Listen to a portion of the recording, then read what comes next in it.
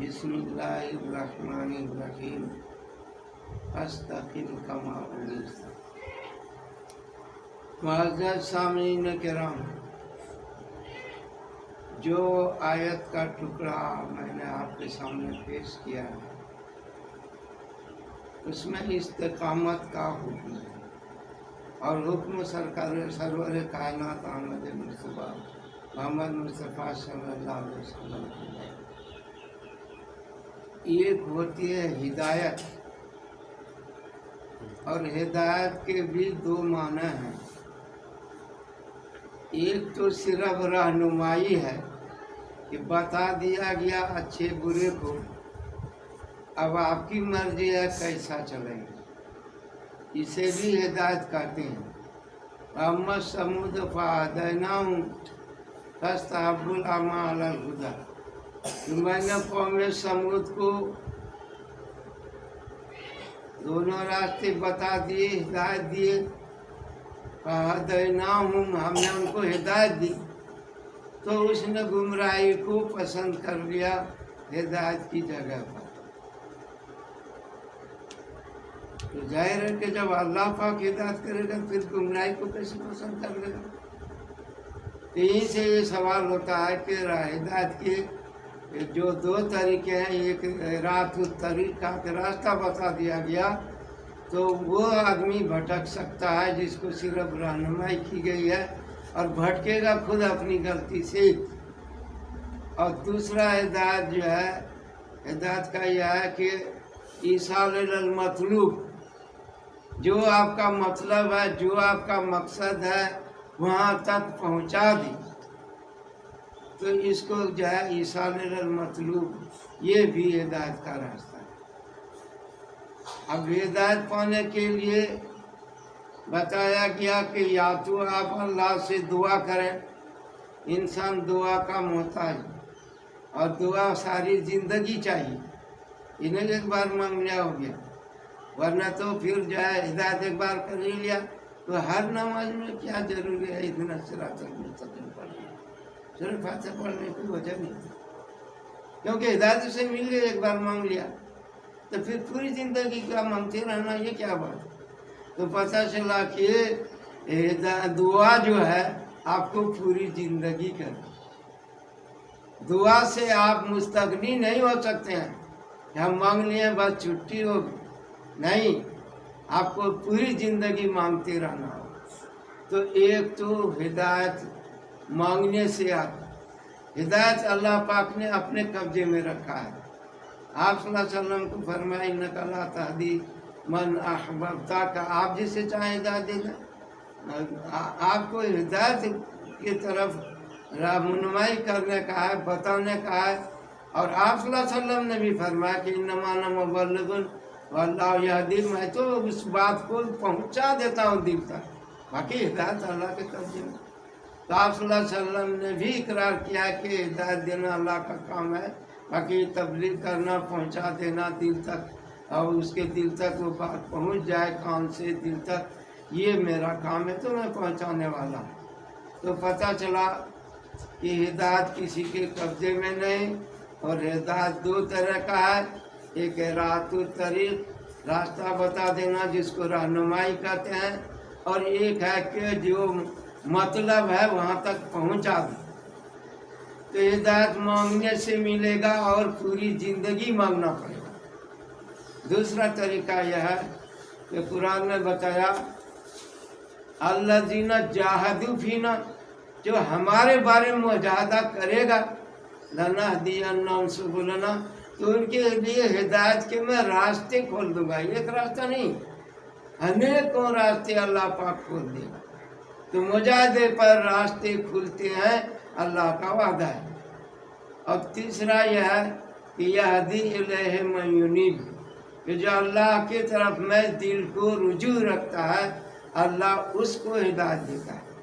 تو ہدایت پانے کے تین راستے ہیں، دے گا اللہ ہدایت، لیکن اسباب دنیا دار الاسباب ہے، اور یہاں جو کچھ ہے سب اسباب ہے، اس لیے اسباب کے درجے میں کوشش کرنا ہے، تو اللہ سے دعا مانگنا ہے، اور اللہ کے راستے میں اللہ کو راضی کرنے کے لیے اس کے بتائے ہوئے اصول اور حکموں کے مطابق رسول اللہ علیہ وسلم کے طریقے کے مطابق ہمیں مجاہدہ کرنا پڑے گا. اپنا منمانی طریقہ ہوگا، ہدایت کی کوئی گارنٹی نہیں ہے.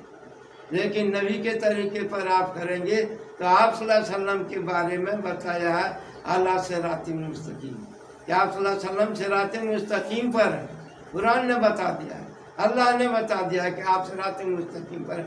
اس لیے آپ کی کوئی بھی چیز ہے سنت ہے اور جو ہے وہ صحیح سیدھے راستے پر ہی. تو یہ تو ہدایت ہے اور ہدایت کے بارے میں بتایا. انابت کے بارے میں بتا ہے کہ یہ جعل انابت اللہ، کرم سے تو نے بخشی مجھ کو توفیق انابت ہے. یہ وہ دولت ہے جو واللہ رش کے صد کرامت ہے. انسان کا اللہ کی طرف میں محنت مجاہدہ ہوتا ہے تو اس کے جو ہے کچھ اسباب ہیں جن سے پہچان میں آتا ہے کہ اللہ کی طرف جائے. آپ راستہ چلتے ہیں، سڑکوں میں جاتے ہیں تو جگہ جگہ آپ کو یہ بھی بتایا جاتا ہے کہ آپ اتنا میل راستہ طے کر چکے ہیں. اس کا بھی پتھر نصب ہوتا ہے. کہیں کہیں آپ کو یہ بھی بتایا جاتا ہے کہ اس راستے میں آپ کو فلاں فلاں جگہ، خاص جگہ، بڑی جگہ ملے گی. تو اسی طریقے سے جب اللہ کے راستے میں مجاہدہ کرے گا، اللہ سے مانگے گا، اللہ کی طرف انابت رجوع رہے گا اس کا دل، تو ان میں جو ہے جب مجاہدے ہوتے ہیں تو مجاہدے کی کثرت سے اور جو ہے انسان کو اندر دل کھل جاتا ہے اور بصیرت حاصل ہوتی ہے اور دل روشن ہو جاتا ہے. تو اسے کشف کا لائن ہوتا ہے. کشف کا لائن کثرت مجاہدہ سے بنتا ہے، یا نہیں تو ایک سوئی ہو اللہ کی طرف بالکل دھیان ادھر ادھر دھیان نہیں ہو تو جائے اس سے بھی ہوتا ہے. یا صورت ذہن کی تیزی ہو کہ غلطیوں سے نکل کے کسی اچھے کی طرف میں فوراً لگ جائے تو جلدی سے کسی چیز کی طرف میں چلا جانا. جیسے بجلی چمکتی ہے تو روشنی دینے کے لیے نہیں ہوتی بلکہ چمک کے دکھا دیا کہاں روشنی ہے. تو اس طریقے سے جو ہے کشف ہونے کے لیے تو تین چیزیں چاہیے، یا تو کثرت مجاہدہ ہو، اور یا نہیں تو پھر جو ہے ذہن کی تیزی ہو، اور یا نہیں تو جو ہے ایک سوئی حاصل ہو. تو ان تین چیزیں اسباب ہیں. اور ظاہر ہے کہ جب اللہ کی طرف میں دل جب محنت کرے گا تو وہ ہوگا. اب اس کے بعد کرامات کا بھی لائن ہو جاتا ہے کہ اللہ پاک اس کے دل بڑھانے کے لیے جو لوگوں میں جو لوگ مخالفت کرتے ہیں، انبیاء کو تو جو معجزہ دے دیا گیا. رسول اللہ علیہ وسلم کے معجزے تو بہت ہیں لیکن سب سے بڑا معجزہ یہ ہے کہ سرور کائنات محمد مصطفیٰ صلی اللہ علیہ وسلم کو اپنا کلام عطا فرمایا جو ہمیشہ قیامت تک کے لیے رہنے والی چیز ہے. اور اس قرآن کی حفاظت کے لیے اللہ نے ذمہ داری بھی لیا ہے. قرآن کی حفاظت طاق میں رکھ کے نہیں ہوگی، کوئی لائبریری میں رکھ کے نہیں کریں گے، کہیں خزانے میں رکھ کے نہیں کریں گے. قرآن تو محفوظ ہے، جو لکھا گیا بل ہوا قرآن مجید فی لوح محفوظ، کہ ہم نے لوح میں محفوظ کر کے رکھا ہے. تو اللہ کا کلام لکھ کر کے اگر محفوظ ہے تو لوح محفوظ میں ہے. پھر سمائے دنیا میں آ کر جب آپ صلی اللہ علیہ وسلم کو 23 سال میں اتارا گیا، وہ پورا قرآن پاک کا اللہ کی طرف سے حفاظت ہے. اور جو اس کو پورا قرآن ناظرہ پڑھتا ہے تو اس کے ماں باپ کے لیے مغفرت کے دروازے کھل جاتے ہیں ناظرہ پڑھنے پر، کہ اللہ پاک اس کے ماں باپ کو بخش دیں گے. اور اگر حافظ ہو گیا، تو حافظ کا لقب اللہ کی طرف سے ملا کیونکہ قرآن کو اس نے رٹ کر کے حفظ کیا ہے. اب اس کے بعد قیامت کے میدان میں اس کے سر پہ تاج رکھا جائے گا، ایسا تاج جو سورج اگر کسی کے گھر میں ہو تو اس کو کتنی روشنی ہوگی. تو اس طرح سے روشن تاج اس کے ماں باپ کو سر پہ پہنایا جائے گا، کرامت کا لباس پہنایا جائے گا. غرض کے مجھے یہ بتانا تھا کہ قرآن پاک کے الفاظ کو یاد کرنے والے کو بھی اللہ کی طرف سے حافظ کا نام دیا گیا ہے۔ تو حفاظت تو کرنے والی ذات اللہ کی ہے، لیکن جو ہے وہ عمل میں محفوظ رہنے کا ہے، الفاظ میں نہیں۔ لیکن الفاظ بھی ضرورت ہے محفوظ ہونے کی، اس لیے اسے اعزاز ملا حافظ ہونے کا۔ اور پھر وہ قیامت کے روز دوسروں کو بھی جس کے بارے میں فیصلہ ہو گیا ہوگا کہ اس کو جہنم میں لے جاؤ، اللہ سے سفارش کرے گا کہ اس سے یہ ہمارا آدمی ہے، ہمارے خاندان کا ہے، میں اس کو جنت لے جانا چاہتا ہوں، تو اجازت ہوگی کہاں آپ لے جا سکتے ہیں۔ تو اس طرح سے یہ جو ہے حفاظت اللہ تعالیٰ کس عنوان سے کرتے ہیں۔ ایک وقت تھا کہ جو ہے قرآن پاک کو انگریز کے زمانے میں قرآن کو ختم کرنے کے لیے تحریک چلایا، قرآن کلام پاک کو کے دام میں خرید کر کے اس کو دریا میں ڈالنا شروع کیا۔ مسلمانوں کے پاس قرآن نہیں رہے گا تو یہ قوم آگے نہیں بڑھ سکے گی۔ لیکن حافظ چھوٹے بچے حافظ قرآن تھے، اس نے سنا دیا کلام پاک، اس کا دماغ اس کا فیل ہو گیا، وہ مشن جو کئی 1 سال لگایا اور کروڑوں روپیہ لگا۔ تو قرآن کا محافظ اللہ پاک ہے۔ تو انعامت جو ہے یہ کرامت کا ظہور ہوتا ہے اولیاء سے، اور ولی نہیں کرامت کو جائے گا اللہ کی طرف سے حوصلہ افزائی کرنے کے لیے ایسی بات جو عام انسان نہیں کر سکتا ہے ان سے ظاہر کرایا جاتا ہے۔ تو یہ کرامت جو ہے وہ لوگوں کے اندر ایک ثبوت کے طور پر ہوتا ہے، ہاں یہ اللہ کی طرف مجاہدہ کیا ہے، یہ آگے بڑھ رہا ہے، اس لیے اللہ کی طرف سے کرامت ہوتی ہے۔ لیکن اس سے بھی آگے درجہ ہے انابت اللہ کا، کہ آپ کا دل ذاکر تو بہت پہلے ہوا، اور ذکر کے بعد روح، سیر، خفی، اخفا، نفس، آگ، پانی، مٹی، ہوا، 10 لطیفہ آپ کا ذاکر ہے، لیکن آپ نے مجاہدہ کیا اس سے آگے بڑھنے کا، اور فکر کیا، مراقبہ کیا، یتفکرون فی خلق السماوات والارض، اور بھی مراقبات کرتے رہے، محنت کرتے رہے۔ تو اس مجاہدے سے یہ کرامات کا ظہور ہوا، کشف کا لائن بنا، اور پھر اس کے بعد اس سے آگے بڑھتا ہے تو انابت اللہ ہوتی ہے، کہ دل اللہ کی طرف رجوع رکھنے کا دھیان ہوتا ہے، رجوع رہتا ہے، لیکن رہتا ہے کچھ دیر پھر بھٹکتا ہے۔ تو اگر محنت مجاہدہ کر کے 4 گھنٹہ اللہ کی طرف مسلسل رجوع رہنے لگ جائے تو اس کو ایک معیار بتاتے گا، اس کا دل اللہ کی طرف رجوع ہو گیا۔ حالانکہ 24 گھنٹے میں صرف 4 گھنٹہ اللہ کی طرف میں دل رجوع ہو تو کون بڑی بات ہے، کہ یہ جو ہے سمجھے کہ کہاں چھٹا حصہ ہوا، تو 24 گھنٹے میں ایک چھٹا حصہ، چھٹا حصہ آپ کا دل اللہ کی طرف میں رجوع ہو رہا ہے۔ تو یہ انابت اللہ کا ایک مقام ہوا کہ ہاں اس کا دل رجوع رکھتا ہے۔ اور اس سے بھی بڑھ کر کے انابت اللہ سے کہ ہر وقت اس میں ہو جائے تو مقامات کی بات ہوتی ہے، کہ اس میں جو ہے کوئی اوتاد ہوتے ہیں، کوئی ابرار ہوتے ہیں، کوئی اخیار ہوتے ہیں، کوئی کتب ہوتے ہیں، کوئی ابدال ہوتے ہیں، یا کتب، ابدال، غوث اور کا جو الفاظ ہے یہ قرآن سے ثابت نہیں ہے، یہ بات کی اولیاء نے اس کا نام دیا۔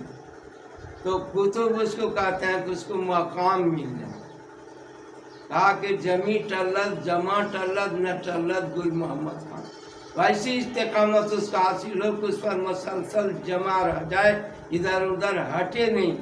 آپ نے دیکھا نہیں کہ بلال رضی اللہ عنہ کے گلے میں جو ہے رسی کا پھندا ڈالا گیا، چٹان رکھ کر گرم ریت پر لٹا کے چٹان رکھا گیا، گلیوں میں اس کو گھسیٹا گیا، لیکن ایک ہی بات تھی زبان پر، احد احد احد، تو اللہ یکتا ہے، میں اس کو مانتا ہوں۔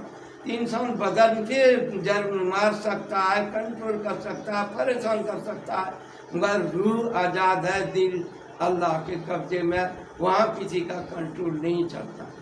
تو اس کے اندر اللہ بسا ہوا ہے، تو ظاہر ہوا کہ اللہ کی طرف یہ کیا چیز ہے، ایک مقام مل گیا۔ صحابیت کا وہ مقام ہے کہ سارے دنیا کے غوث کتب ابدال بھی صحابیت کے ادنا مقام کو بھی نہیں پا سکتا، اس کے پیر کے دھول کے برابر نہیں پہنچ سکتا۔ صحابی کے بارے میں تو دنیا میں رضی اللہ عنہ ورضوا عنہ کہ اللہ سے راضی ہوئے اور اللہ بھی ان سے راضی ہے، اعلان ہو گیا۔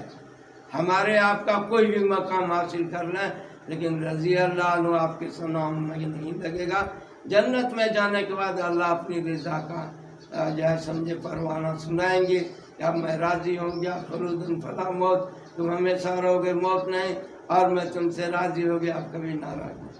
تو استقامت وہ بڑی چیز ہے، اسی لیے آپ صلی اللہ علیہ وسلم نے فرمایا کہ سیبتنی ہود، کہ مجھے سورہ ہود نے بوڑھا بنا دیا۔ بوڑھا کیسے بنا دیا؟ بوڑھا اس لیے بنایا گیا کہ بار بار آپ فکر کرتے تھے، قرآن میں لکھا فاستقیم کما امرت، جیسا ہم نے حکم دیا اس کے مطابق استقامت چاہتے ہیں، انہیں کہ آپ اپنے من سے جیسا تیسا جم کر کے دکھا دیں، نہیں۔ تو اس کی وجہ سے آپ کو بڑا شوق گزرتا تھا۔ حالانکہ اللہ آپ تو رحمت للعالمین ہے، سارے جہان کے لیے رحمت ہے، اور سمجھے کہ کسی کو اگر کچھ مل سکتا ہے تو آپ صلی اللہ علیہ وسلم کے ذریعے ہی ملے گا۔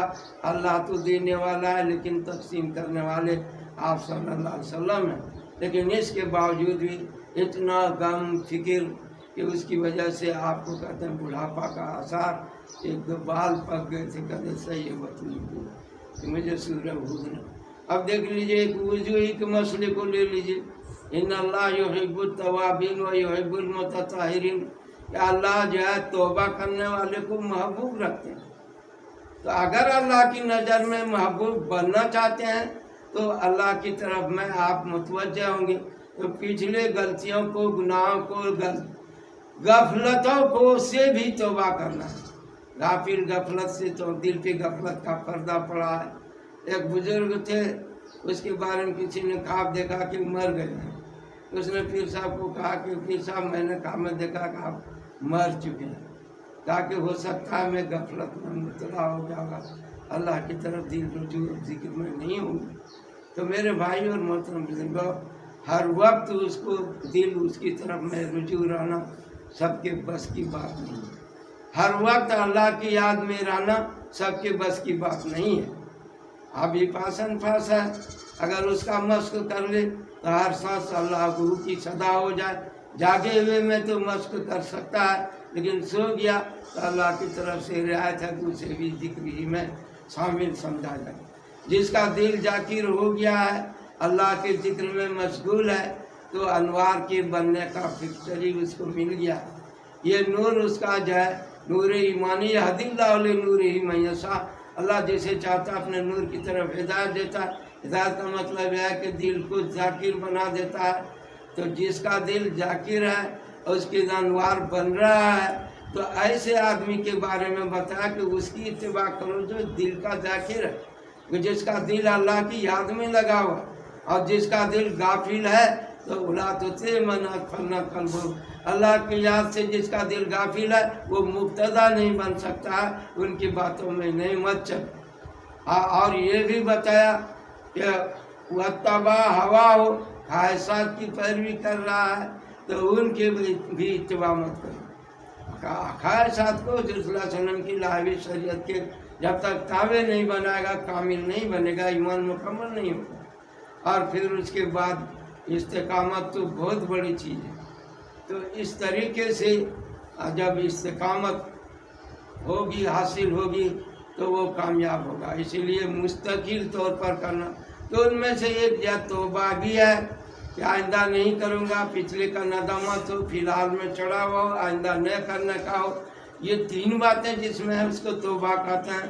اور پچھلے میں اگر صرف کہہ رہا ہے غلطی ہو گئی ہم نے، تو اس کا مطلب ہوا استغفار، کہ یہ بھی ندامت ہونا بھی ایک طرح کا توبہ ہے۔ اب اس کے بعد جو ہے آپ کا توبہ متطہرین، پاک، بہت پاک رہنے والے کو اللہ محبوب رکھتا ہے۔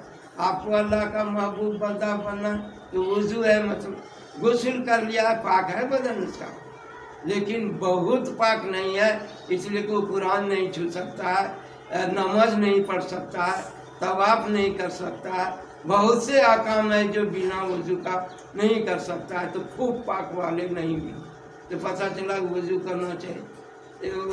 کہتے ہیں فارسی میں وضورا در وضو کردہ وضو کو، وضو کہتے ہیں اس پانی کو جو وضو کے لیے رکھا جاتا ہے برتن میں، اور وضو کہتے ہیں اس برتن کو جس میں وضو کا پانی رکھا گیا، اور وضو کہتے ہیں اس عمل کو جو فَاغْسِلُوا وُجُوهَكُمْ وَأَيْدِيَكُمْ إِلَى الْمَرَافِقِ وَامْسَحُوا بِرُءُوسِكُمْ وَأَرْجُلَكُمْ إِلَى الْكَعْبَيْنِ، تو دونوں چہرے کا دھونا، دونوں ٹخنوں سمیت دھونا، ہاتھوں کا اور کونیوں سمیت، اور سر کا مسح اور پیر کو دھونا، اس عمل کو وضو بتایا ہے۔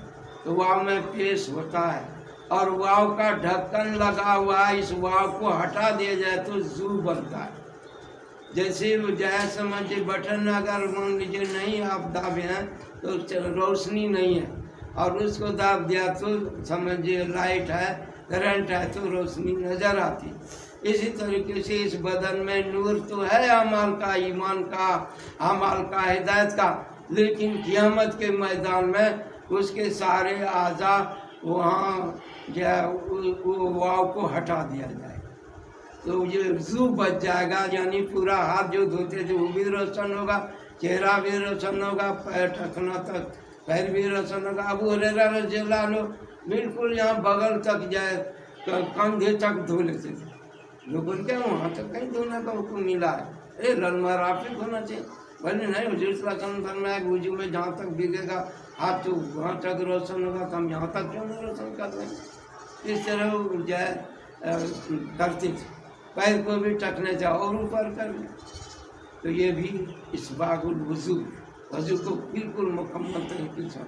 تو اب اس کو متطہرین کہیں گے، وہ تو طاہر ہے، متطہرین میں داخل نہیں، پاک صاف آدمی طاہر تو ہے لیکن متطہرین نہیں ہے، تو باوضو رہنا چاہیے۔ وضو کا عمل سب ایک مرتبہ دھونا یہ تو ضروری ہے، اللہ کو حکم ہے دھونے کا، ایک بار تو دھونا ہی پڑے گا۔ اب دو بار آپ صلی اللہ علیہ وسلم نے دھویا اور کہا کہ یہ تو تکرار سے کہیں کوئی جگہ خالی سکھا نہیں رہ جائے، اس لیے ڈبل سے میں نے دھو لیا۔ اس کے بعد بتایا کہ تیسری بار بھی دھو لو، تو تیسرے مرتبہ بھی ہر آدھا دھونے والے آدھا کو دھویا اور کہا ہذا وضو، یہ میرا وضو ہے، وہ وضو الانبیاء من قبلی، کہ میرے اوپر میں جتنے نبی ہیں سب کا یہی وضو تھا۔ تو پتہ چلا کہ آدم علیہ السلام سے متطہرین کا، پاک صاف رہنے کا، وضو کرنے کا طریقہ آیا، اس لیے باوضو رہنا سنت ہے، اور یہ متطہرین پر عمل ہے، اللہ کے محبوب بننے کا راستہ ہے۔ اگر آپ اللہ کا محبوب کچھ نہیں، اس میں اب گرمیوں ہیں، ابھی صبح کو تہجد میں آپ نے وضو کر لیا، فجر میں آپ نے وضو کر لیا، تھوڑا وقت ہوا اشراق میں آپ نے وضو کر لیا، چاشت کا وقت ہے اس وقت آپ نے وضو کیا، پھر اس کے بعد ظہر میں وضو ہے، عصر میں وضو ہے، مغرب میں وضو ہے، عشاء میں وضو ہے۔ اس طریقے سے باوضو رہنا کا اگر کوئی نیت کر لے اور اس سنت پہ عمل کرنے لگ جائے تو کیا خوش نصیبی ہے کہ اللہ کہتا میں اس کو پسند کرتا ہوں، محبوب بنا لیتا ہوں متطہرین والوں کو، اور حضور صلی اللہ علیہ وسلم کی سنت ہے تو اس کے زندگی میں خیر و برکت کیوں نہیں ہے؟ اگر آپ چاہتے ہیں کہ بہت زیادہ محنت وظیفہ نہیں کھینچنا پڑے تو ایک صرف وضو کا عمل پکڑ لے تو آدمی زندگی میں برکت، خیر اور ہر طرح کا کامیابی کے راستے اس کے کھلیں گے۔